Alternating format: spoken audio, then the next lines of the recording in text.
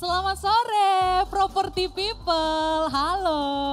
Jadi sore ini kita sedang berada di Food Society Kota Kasablanka. Jadi ini masih dalam rangkaian ya acara Harpropnas yang besok akan kita selenggarakan di tanggal 9 September 2023. Jadi ini merupakan hasil kerjasama event ini berlangsung dari Rumah 123 dan juga 99.co. Sudah berlangsung dari tanggal 5 sampai 10 September mendatang.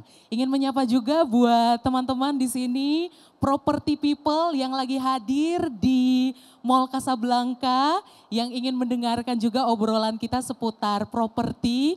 Karena sekarang ya, kalau bisa nyari properti sedari sekarang itu alangkah lebih baik ya. Karena kalau ditunda lagi, diundur lagi kayaknya untuk beli properti makin menjadi angan-angan gak sih? Jadi makanya di sekarang kita akan ngobrol-ngobrol bagaimana tips-tipsnya untuk bisa mendapatkan rumah impian di umur yang juga masih muda. By the way barengan sama saya JJ dan tentunya saya tidak sendiri, saya akan ditemani dengan dua narasumber sore ini. Langsung saya kita persilahkan ya untuk bergabung bersama saya. Yang pertama ada Brand Marketing Junior Manager 99 Group Indonesia, Mas Ihsan Prabowo. Silakan bergabung Mas, selamat sore. Silahkan. Satu lagi, ini merupakan konten kreator. Jadi dia sudah sangat terbiasa dengan angle, membuat konten. Ngobrol-ngobrol langsung yuk dengan Laras Permatasari. Silahkan Laras.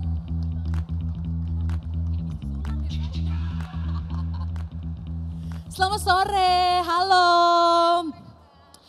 By the way ya, tadi buat teman-teman juga yang ada di seputaran Food Society, mungkin kayak agak kaget ini kan benar-benar ngeblok satu gang ya.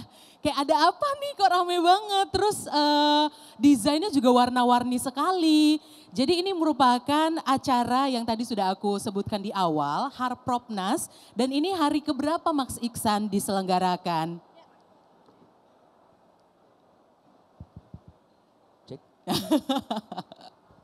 Gimana sih? Ini sudah hari keberapa dilaksanakan Harpropnas? Dari hari Selasa. Udah dari hari Selasa kemarin. Udah 4 hari berarti. Jadi kalau untuk acara live seperti ini tuh memang sudah setiap tahunkah? Atau gimana Mas? Sekarang kan sempat COVID juga ya. Jadi acaranya tuh bagaimana? Online kah? Oke, sebenarnya Harpropnas itu kan kita dari tahun 2020 gitu kan. Dan pada saat itu kita masih COVID, tahun 2021 akhirnya kita memutuskan untuk online. Oke. Gitu. Jadi sama sebenarnya konsepnya sama, cuman kita pada saat itu kita online. Posisinya sama, lelang juga, ada talk show juga, terus ada stand up comedy, ada semuanya lah pokoknya. Jadi di situ juga developer juga mereka kasih harga terbaiknya mereka. Cuman pada saat itu kita 2 hari dan online. Oh, gitu. Okay. Tahun 2022, tahun lalu itu karena memang dari kita juga lagi banyak agenda, akhirnya kita tuh tahun 2022 itu kita ngerayain Harpropnas itu kita CFD di Sudirman. Oke. Gitu. Bareng-bareng di sana. Jadi kita juga di sana ada gimmick juga gitu. Di sana ada gimmick kita bagi-bagi voucher gitu ya. Kirain bagi-bagi rumah Mas. Kaget nggak kalau tiba-tiba lu lagi lari nih bawa bubur di tangan lo atau lontong tunjang. Tiba-tiba kayak selamat kamu mendapatkan 1 unit rumah. Kayak semua karyawan deh J yang bakal ikut deh. Karyawan Rumah 123 kayaknya yang bakal ikut gitu. Nah akhirnya sekarang 2023 kita ini pertama kalinya kita sebenarnya untuk kita sendiri ya. Karena sebenarnya event kita itu kita nyelenggarain expo itu pernah di tiap tahun ya. Dan udah pasti tiap tahun gitu. Tapi dengan bank partner kita. Oke. Gitu. Nah tahun ini tuh kita coba Harpropnasnya kita kemas jauh lebih menarik. Karena sebenarnya gini dari teman-teman 99 Group sebenarnya karena memang kita pertama kalinya juga tahun ini kita tuh pengen ngebuat kayak biasanya kan kalau properti itu lebih ke expo ya gitu dan ya udah expo, pameran, properti, developer mana aja gitu. Kayaknya tegang gitu loh Mas kayak untuk tegang, hadir gitu ke acara-acara properti itu jadi kayak mau disapa sama mbak-mbaknya aja kayak enggak jangan lihat mata saya gitu kayak takut gitu Mas untuk dihampiri gitu karena kesannya untuk expo acara rumah atau properti itu kesannya kayak serius banget gitu. Iya, itu yang makanya dari kita sebenarnya dari 99 teman-teman tuh dan manajemen kita ngelihatnya kayak wah kayaknya terlalu tegang nih kalau misalkan developer gitu ya. Kalau dari segi pameran atau segala macam gitu kan, makanya akhirnya kita menghadirkan bahwa kayaknya nggak bikin developer expo deh, tapi kita bikinnya tuh festival gitu. Karena kan biasanya festival itu identik dengan keceriaan gitu kan, nggak ada yang namanya tegang-tegang disamperin gitu kan, tapi keceriaan lebih ke di sini tuh kayak semua target audiens kita bisa gabung di sini gitu ya, mau dari millennials, mau dari Gen Z, mau dari siapapun gitu ya yang datang ke Kokas itu bisa ngelihat kalau misalnya memang dari kalian belum misalkan tertarik dengan propertinya, setidaknya kalian bisa ikut di sini lelang. Karena kita tiap harinya tuh ada lelangnya gitu dari iya, aku partner-partner ngikutin kita. di sosial media juga, seru-seru banget. Ada yang kemarin Ras bisa ngedapetin 2 handphone, dia kayak cuma bayar berapa gitu.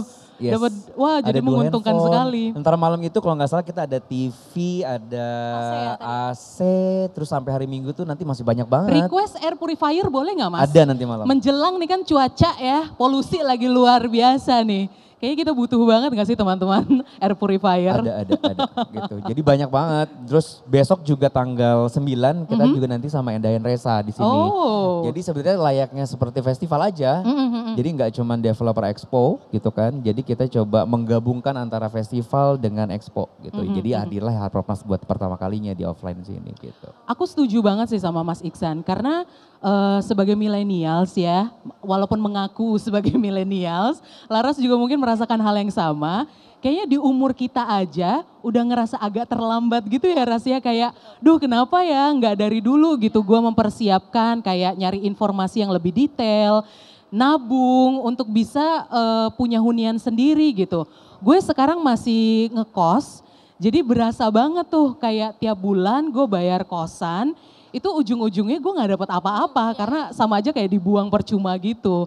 Kalau Lara sendiri sekarang sudah punya hunian sendiri kah? Kalau sendiri sih belum punya, aku masih tinggal sama mama. Cuman aku tuh kayak mulai mikir gitu loh, kayak kenapa sih kok dulu-dulu aku tuh nggak invest ke rumah aja ya gitu. Ya sedangkan kayak menurut aku malah anak-anak milenial tuh harusnya udah mulai mikir ke situ karena kan kalau rumah itu ya semua orang butuh rumah, semua orang butuh tempat tinggal gitu kan, dan apalagi kalau misalkan kita tuh pasti juga nggak mau terusan tinggal sama orang tua gitu nggak sih, kayak pengen mandiri, pengen belajar mandiri dan lain-lain. Itu penting banget sih dan aku jadi kepikiran kayak next aku harus nabung buat punya rumah sendiri. Apalagi kamu sebagai konten kreator ya, butuh banget yang namanya punya space yang kamu inginkan seperti apa.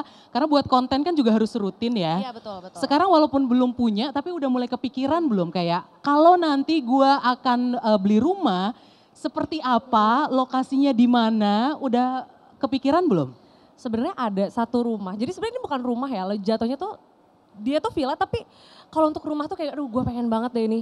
Jadi ada namanya Rumah Gautama, itu tuh bagus banget Kak dan aku tuh suka banget rumah yang pemandangannya tuh ijo-ijo gitu loh. Terus dia tuh kayak banyak tempat, ya segalanya tuh di rumah tuh bisa banget aku buat konten, kayak aku bikin satu ruangan mungkin atau bikin studio kecil yang kayak gitu-gitu. Jadi memang dia tuh nggak yang sebesar gimana tapi enak aja pemandangannya tuh langsung ijo pas keluar gitu kan, ya pokoknya enak deh. Buat a day in my life gitu ya, kayak backgroundnya real gitu bukan pakai green screen ya. Iya betul sih, itu betul banget. Gitu. Mas Ihsan, aku tuh juga pengen minta kiatnya dong. Kita sebenarnya, aku dan Laras, puji Tuhan punya penghasilan yang tetap nih. Kita udah punya, kita bisa usahakan lah untuk kayak mulai nabung dikit-dikit dari sekarang. Tapi kan punya properti, beli properti, uang aja nggak cukup ya Mas ya, kayak lo harus mempersiapkan supaya nanti ke depannya apakah, dan sekarang kayaknya juga tetangga itu juga menjadi unsur yang penting tuh dalam memilih properti. Karena kadang-kadang lo punya tetangga yang rese juga kayak aduh kenapa ya gitu, walaupun lokasinya strategis. Mungkin Mas Ihsan boleh ngasih ini nggak masukan atau ngasih tips buat property people di sini, bagaimana sih caranya untuk bisa punya hunian di umur yang juga masih muda? Caranya gimana Mas? Niat. Niat ya, semua niat sih betul. Semuanya niat dulu pokoknya. Uangnya ada, uangnya nggak ada, tapi nggak ada niat kan nggak bisa. Gitu kan. Yang udah pasti niat dulu pertama. Terus yang kedua sebenarnya gini, kalau misalkan kita berbicara masalah usia ya, kan kita bertiga masih pada muda ya. Iya muda banget, seumuran kok. Seumuran kita. Jadi sebenarnya gini, kalau misalkan kenapa sih harus banget di usia lebih dini gitu ya, usia muda, karena sebenarnya gini, yang pertama pasti kita akan jauh lebih mandiri. Ya kan tadi Laras bilang, kalau misalnya sekarang masih sama orang tua gitu kan. Nah kalau misalnya sama orang tua, mungkin kita tuh masih terkadang masih ada ketergantungan. Iya betul. Sama orang tua gitu. Tenang aja lah ada orang tua di rumah gitu kan. Tapi yang pertama adalah lebih mandiri. Gitu kalau misalnya kita memiliki properti lebih muda. Terus yang kedua itu sebenarnya aset sih, aset yang terlihat sebenarnya. Jadi real banget nih asetnya tuh kelihatan gitu. Kalau misalkan tanpa kita pilihan orang masing-masing ya, mau investasi dengan cara apa. Tapi kalau misalkan dengan properti itu kan terlihat banget tuh asetnya gitu kan. Terus selanjutnya adalah kita ngelihat kalau misalkan banyak banget sekarang orang-orang yang memang sudah mature gitu ya. Terus dia ngerasa kenapa gue beli properti nggak dari dulu gitu Iya kan. benar. Betul, setuju. Karena kayaknya kita belum pernah dengar harga rumah turun gitu ya. Pasti akan naik terus. Jarang banget karena sebenarnya gini loh. Karena memang masih usia muda kita tuh berpikirnya gini. Karena memang yang pertama yang tadi dibilang kita punya investasi yang ada bentuknya. Entah nanti akan kita tempatin atau enggak ya. Karena kan bisa kita puterin lagi setidaknya. Entah mau kita sewain, entah mau kita gimana dan lain-lain. Setidaknya ada satu aset di saat kita muda kita punya. Terus yang selanjutnya itu tadi udah lebih mandiri. Terus yang kedua itu memiliki aset yang jelas. Yang ketiga kita lebih leluasa sebenarnya. Karena apa? Karena masih usianya kita masih tergolong yang produktif. Gitu. Karena gini mikirnya, kalau misalkan memang oke, rumah harganya mahal. Kalau misalkan terlalu lama kita mikirin beli rumahnya, kita terlalu sering misalkan mikir rumahnya belum tentu yang ini deh, gue masih pengen yang itu dulu, gue mau ke sana. Lambat laun itu akan naik terus kan rumahnya kan. Benar. Yang ada kita nggak bakal kebeli-kebeli gitu. Intinya adalah kalau misalnya lebih muda, misalkan gini, umur 25 nyicil rumah. Gak tahu lah ya nanti rumahnya itu sesuai sama kebutuhan masing-masing. Anggaplah 15 tahun atau 20 tahun dia nyicilnya. Umur 40 tahun udah selesai propertinya gitu. Misalkan dia belinya dengan cara KPR ya, nggak cash gitu. Jadi umur sekitar anggaplah 15 tahun atau 20 tahun dia nyicilnya. Ketika dia umur 25, anggap tambah 20 tahun lagi umur 45. Benar mungkin lagi. dia udah selesai tuh masalah propertinya. Nanti entah dia mau upgrade lagi gitu. Untuk gue beli lagi deh properti misalkan. Karena kan sebenarnya satu sisi properti itu memang selalu naik. Tapi yang kedua setidaknya orang yang memiliki properti itu akan jauh lebih wise harusnya. Karena kenapa? Karena gue tinggalin gak ya? Kalau nggak gue tinggalin, ya gue akalin deh, gue sewain aja. Setidaknya kan ngebantu cicilan kita tiap bulan tuh. Benar. Dari orang yang nyewa gitu. Jadi lebih mudah ya lebih baik sebenarnya buat nyicil. Aku setuju banget lagi karena di usia produktif ya. Kita masih kuat gitu mau kerja, ngambil job sana sini, itu masih kuat. Tapi kalau nanti udah umur kayak kepala 5 mungkin, atau udah kepala 4, kayak keluhan punggung, pinggang udah mulai sakit. Jadi kayak aduh cicilan masih 20 tahun ke depan lagi, kapan lunasnya. Justru nanti akan mewariskan cicilan ke anak jadinya. Jadi memang lebih baik property people kalau memungkinkan sedari sekarang udah mulai mempersiapkan ya. Nggak perlu langsung beli, at least cari-cari info dulu ya Mas Ihsan ya. Yes. Kalau di 99.co sendiri, apakah hanya rumah saja atau ada properti lain? Di 99 Group itu semuanya ada banget. Gitu. Misalkan mau cari rumah, ada apartemen, ada ruko, ada tanah, ada semuanya ada gitu. Karena memang kan sebenarnya 99 Group itu kita ada dua. Ada Rumah 13 sama 99.co gitu ya. Mungkin di Indonesia familiarnya dengan Rumah 123 gitu kan. Nah sebenarnya balik lagi, kalau misalkan memang kita mau cari rumah gitu ya, kita balikin dulu kira-kira yang kita cari itu primary or secondary. Rumah baru atau rumah second. Kan intinya di situ. Nah di Rumah 103 itu udah banyak banget listing yang second gitu. Rata-rata sekitar 70-80% itu kita secondary house. Dan sisanya itu primary house gitu. Jadi kalau di 99 itu juga sama, cuman di 99 itu yang membedakan sama Rumah 103 adalah kalau misalkan Rumah 103 itu biasanya kita yang punya rumah, homeowner, itu kita mau daftar di Rumah 103 kadang kita akan ditawarkan dulu gitu agent. Tapi kalau di 99 kita itu bisa banget, kita bisa langsung misalkan Laras orang tuanya punya properti gitu yang gak kepakai, itu bisa langsung aja dijual di situ tanpa harus basa-basi. Gitu. Itu yang ngebedain antara kita di 99. Bahkan di 99 itu kita ada kos. Oh. Ada kosan. Ada kosan juga. Oke. Jadi bisa nyari kos di situ juga gitu. Jadi semuanya nggak cuman untuk beli rumah gitu Iya. kan. Bahkan di 99 mau ngekos pun bisa lewat situ. Sewa buat kosan. Mungkin Laras berminat untuk ruko. Jadi lantai bawah mungkin lu jual alat-alat kecantikan atau ini apa namanya? Lu Monten garage ya? sale. Barang-barang lama lu bisa lu taruh di bawah. betul, Lantai atas bisa lu buat studio, buat konten kan. Ya menarik lah, bisa gue pikirin nanti. Tapi aku kepo deh Kak, kalau untuk harga rumah yang kan pasti milenial tuh kayak takut gitu, aduh kalau misalkan aku mulai invest di rumah pasti mahal ya, terus harga termurahnya itu misalkan start from berapa atau kita tuh bisa DP berapa dulu sih untuk bisa dapetin rumah gitu. Oke, sebenarnya balik lagi sama kebutuhan kita. Karena gini, millennials itu kan terkadang ya dia itu bisa dibilang nomaden. Iya sih. Ya kan? Apalagi kita para pekerja gitu. Kadang kita kerja di Jakarta Selatan, besok kita nyoba di Jakarta Barat, kadang nyoba di mana dan rata-rata orang-orang pekerja di sana kan pasti tinggal di Jabodetabek area. Gitu kan. Terus kalau misalkan kita balik lagi sama kebutuhannya, misalkan kita netapnya lama nih, mau lama banget karena kita kantornya di Jakarta Selatan misalkan, atau di Kokas gitu. Gue mungkin masih bisa nih, kalau misalkan kalau rumah di Kokas kayaknya di Bekasi lebih deket gitu. Gitu kan, jadi gue bakal cari nih di Bekasi daerahnya di mana yang cocok sama budget gue gitu. Nah kadang-kadang kan sekarang yang jadi problem adalah kita memaksakan cicilan yang belum tentu sanggup. Bener, karena kadang-kadang ya suka maksain gengsi gitu loh. Oh teman-teman geng gue, ini adanya di rumah yang daerah sini semua gitu. Jadi kadang-kadang suka maksain karena juga balik lagi sama deh pekerjaan aku dan Laras gitu Mas Iksan. Yang kadang-kadang kita mungkin seminggu bisa dapat job yang full gitu. Tapi bulan depan kok kosong banget ini kok gak ada callingan gitu. Nah untuk bisa menentukan yang sesuai banget dengan kebutuhan masing-masing, apakah tersedia juga kayak akumulasinya, ada perhitungannya kah Mas? Yang disediakan sebagai salah satu syarat di sana yang bisa kita langsung coba gitu. Oke penghasilan gue taruhlah 10 juta nih. Dengan cicilan misalnya per bulan 5 juta, gue bisa dapat rumah di daerah mana ya? Adakah gambarannya? Ada banget, J. Jadi kalau misalkan teman-teman buka rumah 13, di sana itu kita punya namanya produk kemampuan KPR. Apa namanya? Kemampuan KPR. Jadi kemampuan KPR itu tim produk, kita buat itu jadi buat ngatasin orang-orang yang bingung kira-kira gue cocok di rumah yang berapa sih gitu. Emangnya penghasilan gue cukup ya buat beli rumah gitu. Jadi akhirnya kita bikin itu produk namanya kemampuan KPR. Jadi bisa masuk ke rumah123.com/KPR, nanti di sana ada kemampuan KPR. Di sana itu kita bisa input.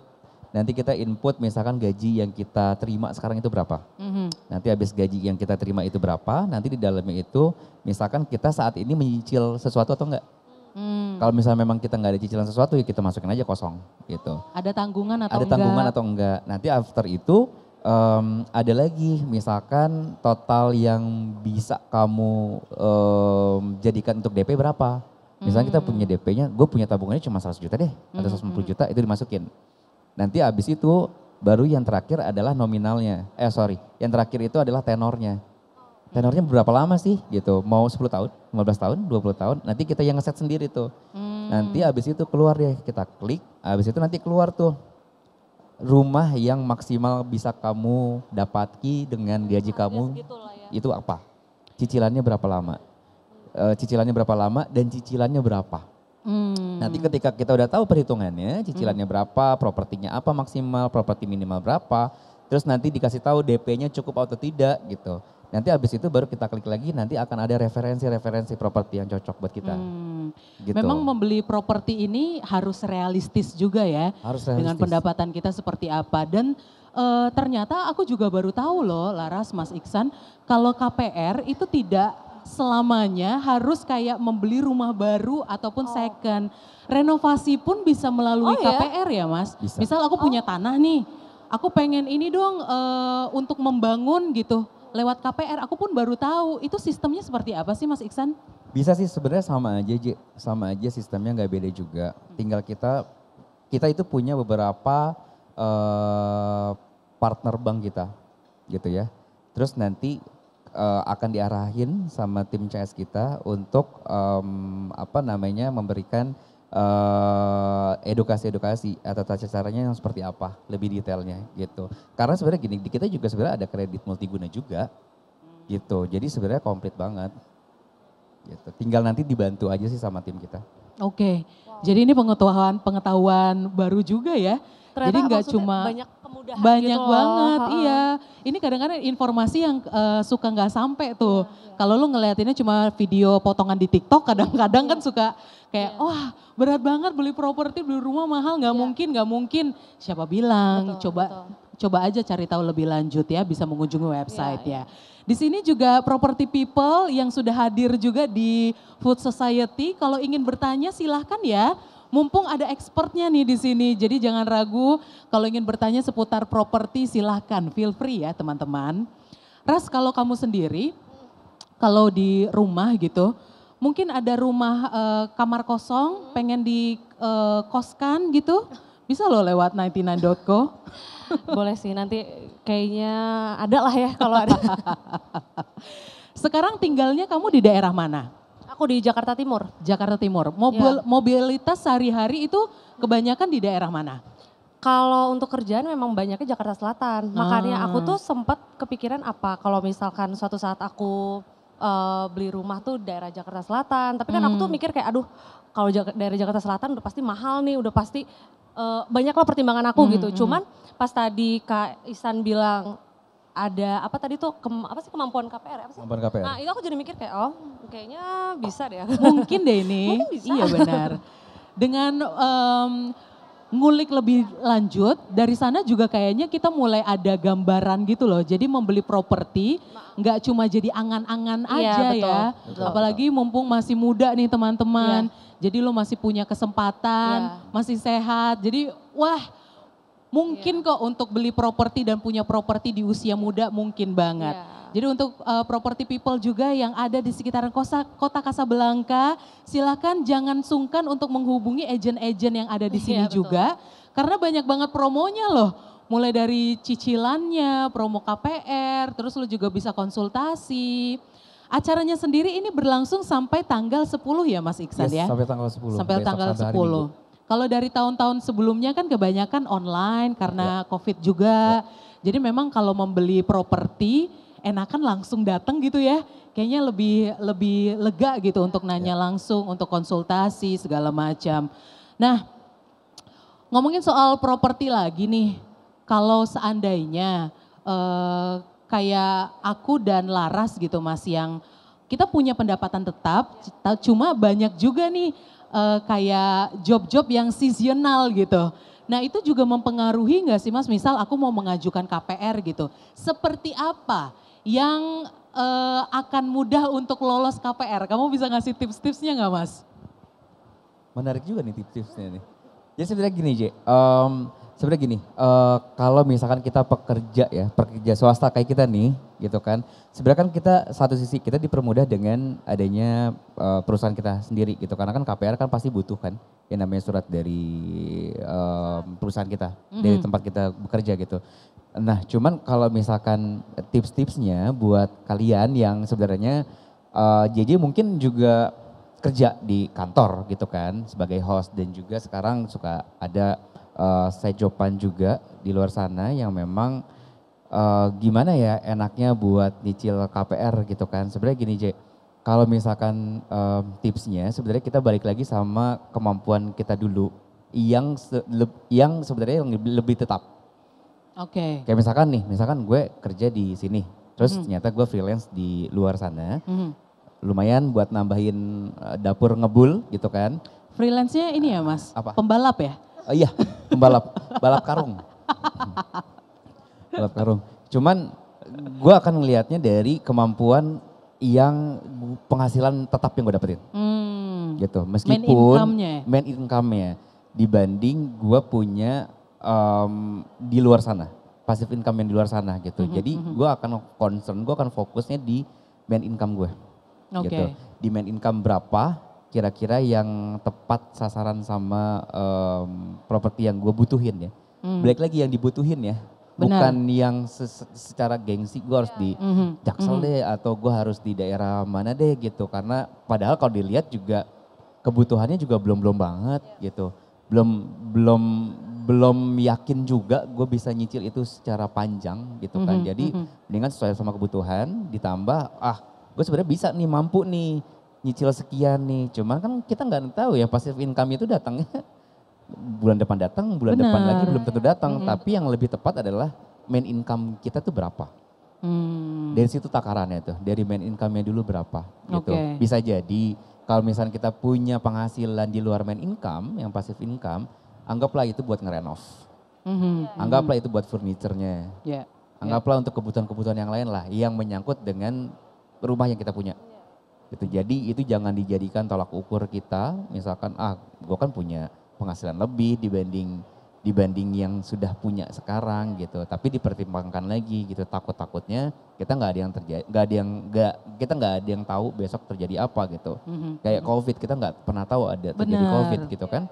Nah itu yang harus kita pertimbangkan juga gitu sih palingan. Dan juga memang penting banget yang namanya realistis ya. Betul. Kemampuan kamu seberapa, jangan maksain. Oke misalnya salary kamu taruhlah 20 juta gitu per bulan. Jangan 19 jutanya ditaruh ke cicilan 1 juta. Emah dong sayang. Beli obat kayak asam lambung dong. Belum lagi transfer segala macam. Jadi memang harus diperhitungkan dengan matang ya. Dan gak cuma rumah, kalau Lara sendiri nanti dalam properti pertama nih yang mungkin akan kamu beli ke depan ya, amin. Sudah kebayang pengennya rumah atau apartemen atau ruko yang tadi yang sesuai dengan bayangan kamu tuh udah ada gambaran belum? Kalau aku sih pengennya rumah. Rumah ya? Karena maksudnya kalau rumah tuh bisa kita benar-benar bangun dari awal kan gitu. Kayak misalkan aku pengen ada ini, ada itu, ada ini. Kalau apartemen kan kayak itu udah kayak gitu loh Kak. Tapi sebenarnya kalau anak-anak milenial juga pasti kepikirannya kayak udah kenapa nggak apartemen aja, karena kan kalau apartemen tuh udah semuanya disediain gitu kan, udah ada. Tapi ya balik lagi aku mikir karena aku pengen kalau punya properti ya, aku pengen punya rumah yang bisa aku desain sendiri sesuai kebutuhan aku ya kayak pasti rumah sih. Selama ini kan kalau sekarang Laras masih tinggal sama orang tua. Tapi sebelumnya waktu zaman-zaman kuliah atau SMA pernah ngerasain kayak jadi anak kosan nggak? Enggak sih. Belum ya sama belum sekali pernah ya? sama sekali. Belum. Jadi memang kalau mau beli properti pun nanti kalaupun sudah ada nih rumahnya, kayaknya ada PR baru sih Ras. Minta izinnya ke orang tua kayak permisi maaf saya mau keluar dari rumah ini. Itu kayaknya juga agak berat tuh. Karena betul, sampai sekarang pun lo masih barengan sama mereka ya. Mas Ihsan, aku juga pengen nanya nih, ini ada titipan pertanyaan dari teman-teman. Zaman sekarang tuh kan kebutuhan milenial tuh banyak sebenarnya yang tersier kemudian jadi primer nih Mas. Kayak konser lah, kayak ngopi lah, nongkrong lah. Pengeluaran-pengeluaran yang sebenarnya bisa dimasukkan kalau ditabung kita bisa DP rumah gitu sebenarnya. Nah kalau untuk teman-teman yang punya rekor kurang baik nih di bank gitu. Misal ada kayak masih terjerat pinjol atau kayak kreditnya macet, pay-later-pay-laternya udah numpuk. Itu gimana ya Mas caranya? Masih memungkinkan gak ya mereka untuk mengajukan KPR? Ini lifestyle banget ya J. Nonton konser bisa nyicil rumah entar dulu gitu kan. Sebenarnya balik lagi sih mungkin dari kita nggak bisa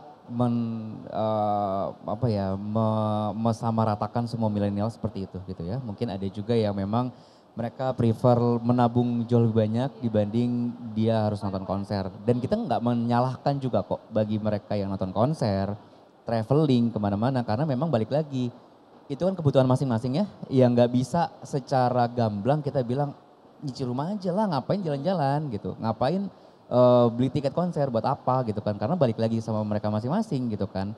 Jadi sebenarnya kalau misalkan ada nih teman-teman millennials di sana yang terjerat sama pinjol gitu, mau nonton konser gue pinjam pinjol aja deh buat nonton konser gitu kan, terus kira-kira gue masih bisa nggak ya nyicil rumah gitu kan. Sebenarnya gini, kita setidaknya harus menyelesaikan itu dulu Jo.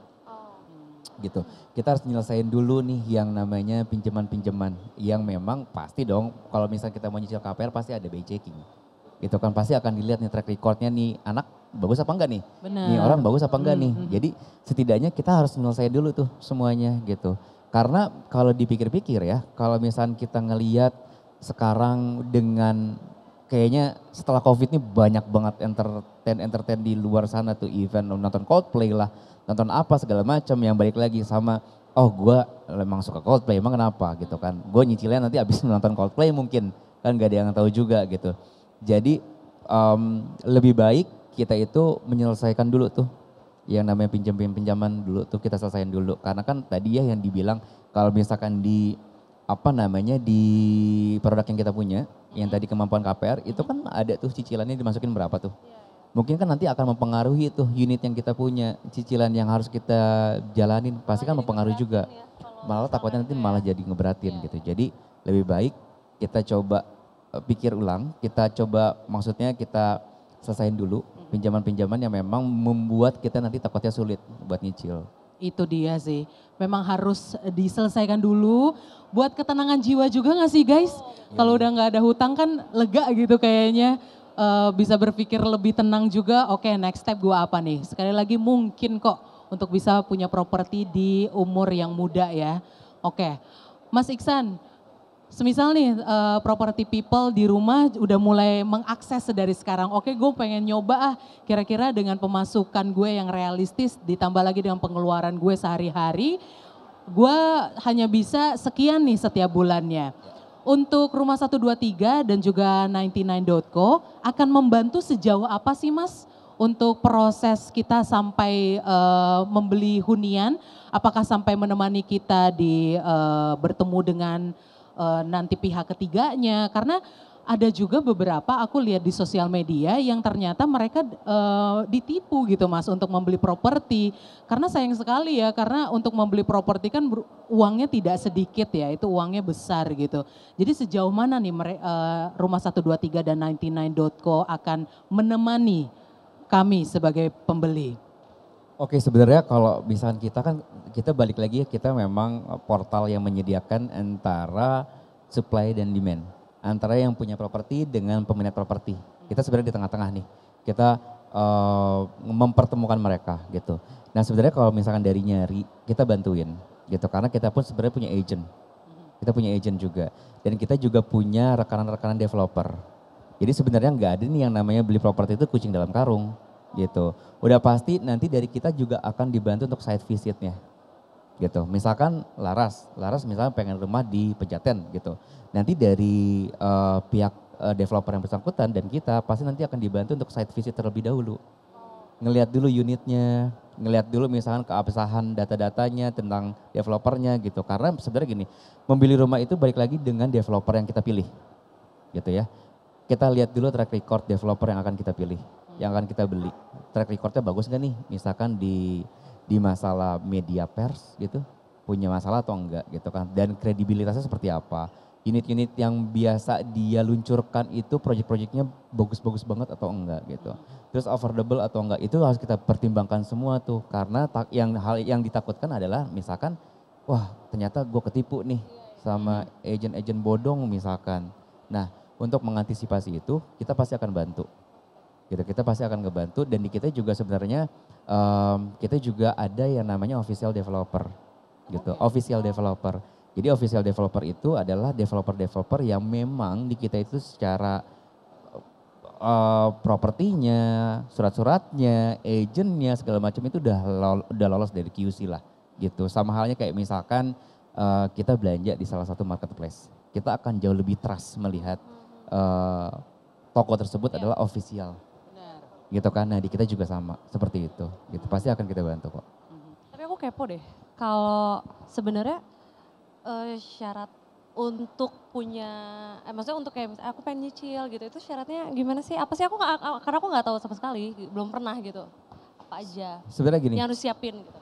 Yang harus disiapin sebenarnya satu uang dong. Iya, gitu kan. selain dana maksudnya. DP uang, juga banyak banget yang harus di syarat-syaratnya itu kayak misalkan kamu harus punya, kalau kamu kan sebenarnya kan influencer ya, Iya. gitu yang sebenarnya kalau misalkan kayak pekerja sama kita itu sebenarnya khusus untuk misalnya kita minta sama HRD kita, gitu kan, KTP udah pasti, gitu kan, terus apalagi